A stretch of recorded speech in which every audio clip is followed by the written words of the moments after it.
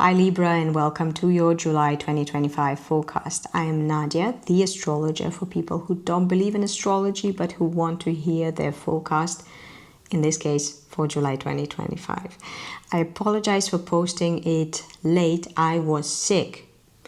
And I apologize for sometimes being slow. During this video, we are experiencing a heat wave and my brain is melting. But there's a lot of ground to cover, so let's get into it. First, Venus. Venus is the planet that is ruling your sign, which means that it is your ally. Wherever Venus is, it's always friendly to you. And it starts the month in Taurus, approaching Uranus, which is also in Taurus. Taurus is a sign that in your horoscope rules things that are so complicated that they provoke intense emotions. What that could be. It's deep intimacy, so very close, intimate relationships. Not we just started dating, more like there is some sort of interdependence and real intimacy. So that is ruled by Taurus in your horoscope. Also, deep psychological issues. If you have trauma, then trauma falls into this category. But also deep attachment, like very strong, deep emotions, that's also Taurus for you.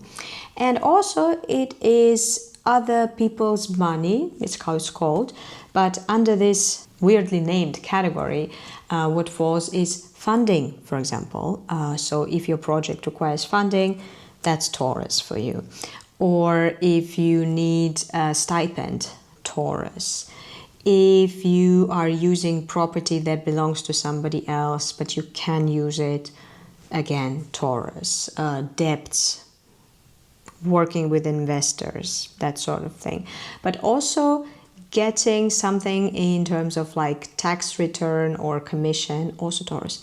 I'm listing all of that so you know in which areas of your life Uranus was potentially active in the past 7 years. So Uranus is coming to the end of its 7-year transit in Taurus.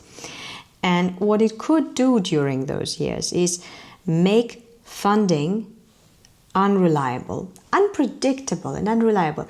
It doesn't mean that you didn't get money. It means that if you were used to a very stable flow of funding going your way, that was supposed to break down or become unreliable and haphazard. If you are used to being very self-sufficient and never use the resources of anyone else, then that may have changed as well. Uranus is unpredictable. What it doesn't like is going as before. Relationships in which deep intimacy has a place could also have changed drastically, as well as your approach to working with your own deep psychological issues.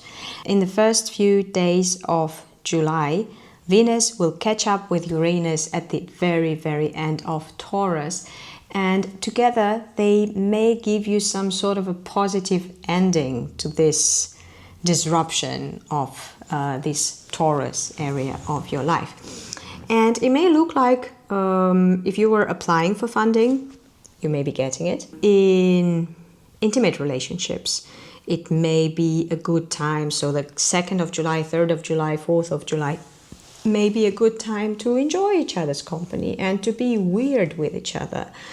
And in psychological development, I have no idea what you're going to do. But if you are, for example, working with a Jungian analyst, you may come up with some wild, impactful images that you would be able to take with yourself into the future.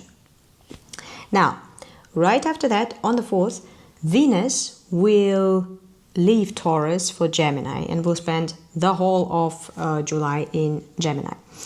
And in Gemini, it will be dealing with your area of expansion, like expanding your horizons or helping other people expand their horizons, or sense-making, philosophizing. This is also the task of whatever is happening in Gemini in your horoscope. This area of your life which includes things like traveling, international relationships, philosophy, culture, higher learning, media and publishing. Those areas of your life were getting a lot of stimulation from Jupiter. It was in Gemini from May of 2024 until June of 2025, and it was supposed to A, open some doors for you, give you some opportunities, and B, inspire you, give you hunger, optimism and ambition in this area. Jupiter is gone. It's in the next sign. We'll talk about it next month probably, but Venus will spend all of July here, and what it's going to do, it's going to try to seduce you into continuing this process, like doing something in culture, in media, in publishing, in education, something international. It will try to make it more pleasant to you. Maybe it will invite some women to work with you on those topics. Or it can also make your own efforts in expanding somebody else's horizons more attractive to those other people. Then, on the 7th of July, Uranus will follow suit and will also move into Gemini and will start its own 7-year-long transit in Gemini. During those 7 years, if you work in those fields like media publishing, education, culture, and you have a voice that is familiar and people expect you to use that voice, you are supposed to grow bored shitless of this voice of yours. Why? Because Uranus hates it when people just continue doing what they were doing, and if they meet the expectations of other people. And other people have very good reasons to expect something of you because you taught them to do that. So if you want to be doing something else, if you want to have a different voice, then some conflicts will be inevitable. People will be disappointed. People will express surprise. We didn't expect that of you. You are so much better when you talk about whatever, something else or in a different manner. But those next 7 years, you are supposed to fight for your right to sound like a true individual and a true original, and maybe also a pioneer. So this combination of Venus going into Gemini and then Uranus going into Gemini will at first seduce you into some topic, area, activity that is expanding your horizons or somebody else's, and then give you enough reasons to think of doing something more original. Not something that you're bored of, but something else.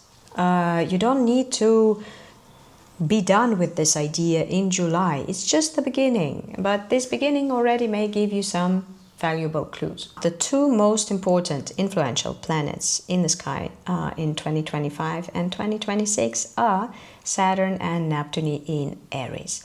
In your horoscope, Aries rules important one-on-one relationships, which could be romantic partnerships or important friendships or co-authorship with somebody else or just important work relationships or also adversarial relationships, like you and the person who goes against you in court. Saturn and Neptune moved into this area of your horoscope during the spring months. You may go back and watch the forecasts for June and for May and for March, where I talk about those planets in Aries at length. The important thing now is that in July, they both enter their retrograde phases. Now, for slow planets, retrograde phases are an absolutely normal, nothing out of the ordinary thing. They do it every year for a few months, and it is like that. First they move forward, they show you something, they give you a task, they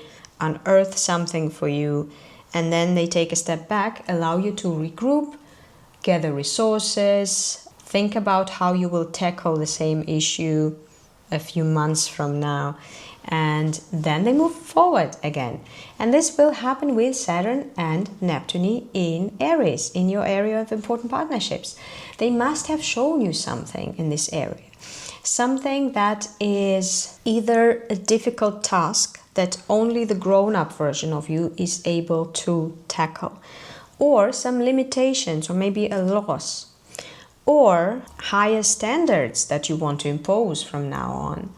And it's clear what the limitations are, or what the task is, or what you're not happy with. And after they turn retrograde, the pressure on you to very quickly solve that, or to take it on necessarily right now, will start subsiding. So you will have something like half a year to take a step back, reassess, and then approach the task with more resources, probably.